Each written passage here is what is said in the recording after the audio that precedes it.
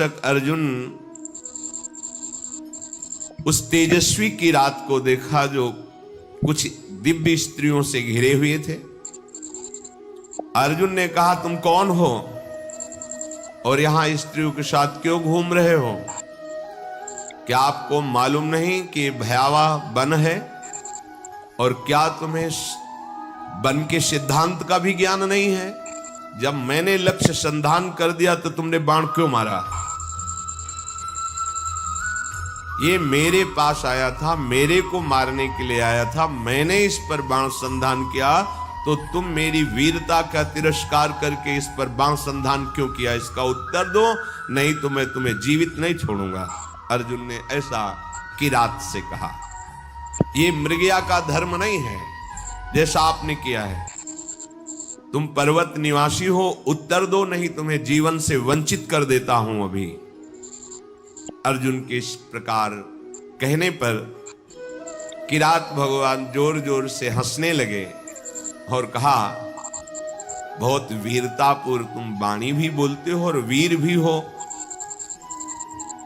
पर मुझे वन में इसलिए कोई भय नहीं लगता कि यही मेरा घर है। वनवासी हूं, किरात हूं, किंतु जब मैंने कह दिया था कि तुम बाण मत चलाना, ये मेरा लक्ष्य है, तो तुम्हारा साहस कैसे इतना हो गया कि मुझ वनवासी की आज्ञा का उल्लंघन करके तुमने बाण संधान कर दिया? तुमने दुष्कर कर्म किया, ये मुझे पसंद नहीं आया।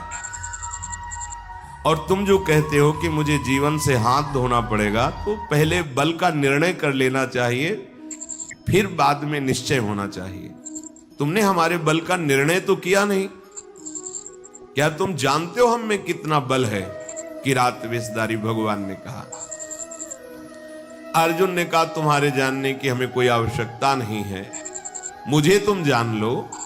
मेरा नाम अर्जुन है, मैं गांडीव धनुष को धारण करता हूं, और जब गांडीव मेरे हाथ में हो तो त्रिभुवन में कोई ऐसा नहीं जो मुझे परास्त कर सके। ये हिंसक रूप धारण करके दैत्य मुझे मारने आया था, मैंने इसे मार गिराया, अपराध आपका है। आपने मेरे लक्ष्य पर बाण क्यों मारा? किरात वेशधारी भगवान बोले, मैंने पहले रोका था और बाण संधान करके मैंने मारा है, और तुम मेरे सामने वीरता की बात करो, इसलिए लगता है कि मुझे तुम्हें दंड देना पड़ेगा। अर्जुन ने कहा, ऐसा कौन है त्रिभुवन में जो मुझे दंड दे?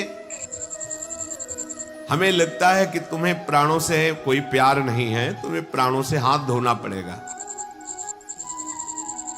भगवान ने कहा, तुम्हें बल का घमंड है क्या? तुम दूसरों को निर्बल समझते हो क्या? हमें लगता है तुम्हें शक्ति का और बल का गर्व है। तो धैर्यपूर्वक हमारे सामने तुम अपना बल प्रदर्शन करो, मैं खड़ा हूं। पर जब मैं बाण छोड़ूंगा तो तुम खड़े नहीं रहोगे। किरात की ये बात सुनकर अर्जुन को बड़ा क्रोध है कि एक वनवासी किरात हमको ललकार रहा है।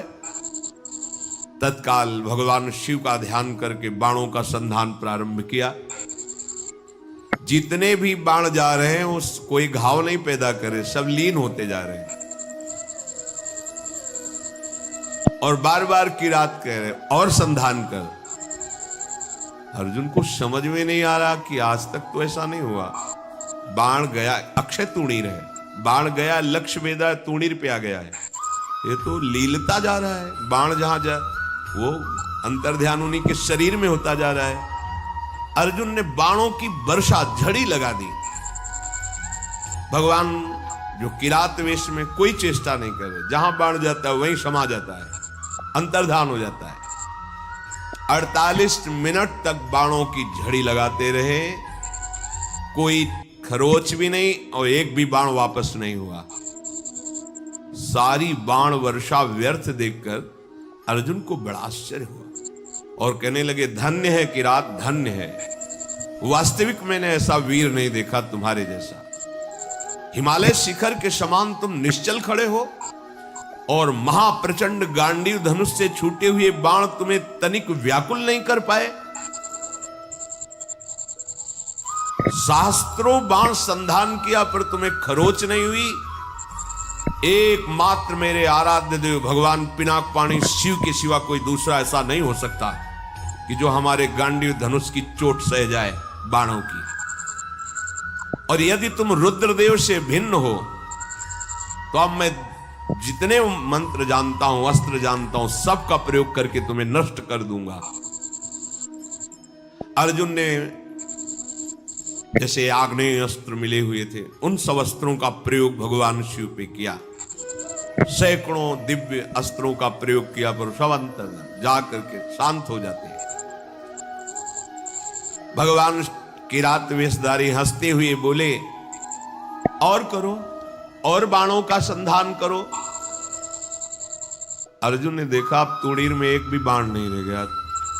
उन्होंने विचार किया कि भगवान अग्निदेव जी के द्वारा ये दिए हुए खांडोप्रस्थ जलाने के लिए तुणीर थे, इनका अक्षय शब्द नाम है, अर्थात कभी खाली ही नहीं होंगे। कर्तुम अकर्तुम अन्यथा कर्तुम सर्व समर्था सा ईश्वर, देवों के भी देव महादेव। एक भी बाण तुड़ीर में नहीं बचा, सारे बाण नष्ट हो गए। अब मैं क्या करूं? ये तो मेरे बाणों को ही लील जा रहा है, तो मैं इस प्रचंड बलशाली धनुष के प्रहार से मारूंगा, धनुष की कोटि से। ऐसा विचार करके अर्जुन ने अपने प्रचंड गांडीव धनुष से प्रहार किया। गांडीव धनुष भी लीन हो गया किरात के शरीर में। कूद पड़े अर्जुन और अपने घूंसे से प्रहार किया। भगवान शिव शांत खड़े हैं। एक तलवार थी अर्जुन के पास जो पर्वतों को भी काट सकती थी। भगवान शिव पे मारा तो कुंठित होकर गिर गई, कहीं खरोच भी नहीं। बड़ा कि आखिरकार अब कैसे इन पर विजय प्राप्त करें। किरात रूपधारी जो भगवान थे, भगवान ने कहा अभी वृक्ष है, शिला है, इनसे प्रहार करो। कुंती कुमार अपने बल से पर्वत की शिलाएं उठाकर प्रहार करते हैं, कोई फर्क नहीं। अब भगवान शिव ने कहा हो गया, अब हम प्रहार करते हैं, तुम सहो। दौड़ करके किरात ने अर्जुन को अपनी भुजाओं में फंसाया और मुष्टि प्रहार किया। बड़ा भयंकर शब्द हुआ, अर्जुन का अंग अंग टूटने लगा भगवान शिव के घूंसे के प्रहार से, मानो उनकी भुजाओं में मूर्छित हो रहे हैं। देवादिदेव महादेव जी के अंगों से फिर भी प्रयास करके वो लड़ रहे हैं।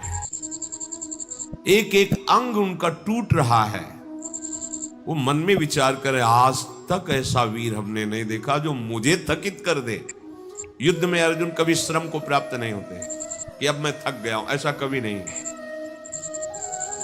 भगवान शंकर भुजाओं से भली भांत, कितना सौभाग्य है, नियंत्रित किए हुए हैं। और अर्जुन को जहां मूर्छा छूटती तब फिर एक घूंसा जबाते हैं, फिर वो उली की भुजाओं में 2 घड़ी तक अर्जुन पिटते रहे। फिर उनका देखो, मुझे थोड़ा समय दे दो, अगर तुम युद्ध के नियमों को जानते हो तो मैं कह रहा हूं थोड़ा समय दे दो, फिर मैं तुमसे युद्ध करूंगा। छोड़ दिया, और करके देख लो। तत्काल वहीं की मिट्टी एकत्रित की और उसे लिंगाकार किया। बन था ही, कुछ पुष्प लिए, माला और पुष्प, और हाथ जोड़कर भगवान शंकर की आराधना की, भगवान शंकर का स्तवन किया। पशूनां पतिं पापनाशं परेशं गजेन्द्रस्य कृतिं वशानं वरेण्यं जटाजूट मध्ये स्फुरद्गांगवारिं महादेवमेकं स्मरामि स्मरारिं महेशं सुरेशं सुरारार्तिनाशं विभुं विश्वनाथं विभूत्यंग भूषम विरूपाक्षमिन्द्वर्को वह्निर्ति नेत्रम सदानंदमीडे प्रभुं पंचवक्तं गिरीशं गणेशं गले नीलवर्णं गवेन्द्राधिरूढं गणातीतरूपं भवं भास्वरं भस्मनाभूषितांगं भवानी कलत्रं भजे पंचवक्तं शिवाकांत शंभो शशांकार्धमौले महेशानशूलिन् जटाजूटधारिन् त्वमेको जगत् व्यापको विश्वरूप प्रसीद प्रसीद प्रभो पूर्ण रूप।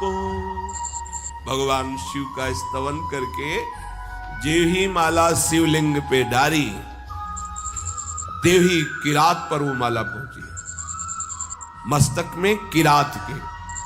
ओहो, ये देख करके अर्जुन आनंद से उल्लसित हो गए, साष्टांग चरणों में गिरे, बोले प्रभु यही मैं सोच रहा था कि ऐसा त्रिभुवन में कौन वीर है जिसकी भुजाओं में आकर मैं निकल ही नहीं पाया, जिनके प्रहार से मेरे अंग अंग शिथिल हो गए। किरात रूपधारी भगवान शिव के चरणों में अर्जुन पड़े हुए, भगवान शिव ने अपनी महान भुजाओं से उठाया। सर्व पापहारी भगवान भव अर्थात महादेव बहुत प्रसन्न हुए और गंभीर वाणी में कहा, अर्जुन कोई ऐसा है ही नहीं तुम्हारे जैसा वीर जो मेरी भुजाओं के प्रहार को सह सके। तुम्हारा पराक्रम, तुम्हारा शौर्य, तुम्हारा धैर्य अद्वितीय है, मैं बहुत प्रसन्न हुआ। मेरा स्पर्श सबको सहज में नहीं प्राप्त होता है, मेरा स्पर्श प्राप्त हो गया। अब तुम्हारा शरीर दिव्य है, अब तुम इसी शरीर से जिस लोक में चाहो जा सकते हो। तुम्हारा तेज कोई सह नहीं सकता है, आज से तुम्हारा पराक्रम अद्वितीय है। महाबाहो मेरी ओर देखो और प्रसन्न हो, देखो मैं तुम्हें दिव्य दृष्टि देता हूं, तुम मेरे स्वरूप को देखो। भगवान शिव ने जब ऐसा कहा तो अर्जुन के सामने अब किरात रूप नहीं, देवाधिदेव महादेव जो किरात वेश में स्त्री स्वरूप में साक्षात त्रिभुवन सुंदरी अंबा और उनकी दासियां और भगवान शिव के गण। बार बार अर्जुन जी ने पूरे शिव परिकर को प्रणाम किया और कहा, तुम युद्ध में अपने शत्रुओं पर जो विजय चाहते हो तो आज के बाद कोई देवता भी तुम्हें परास्त नहीं कर सकता, मनुष्यों की तो बात जाने दो। मैं तुम्हारे हृदय की बात जानता हूं, तुम मुझसे क्या चाहते हो। लो विश्व विनाशक पाशुपतास्त्र मैं तुम्हें प्रदान करता हूं। ये वो अस्त्र है जिसको कोई भी अस्त्र कुंठित नहीं कर सकता और एक क्षण में पूरे त्रिभुवन को भस्म करने की सामर्थ्य मेरे इस अस्त्र में है, पाशुपतास्त्र।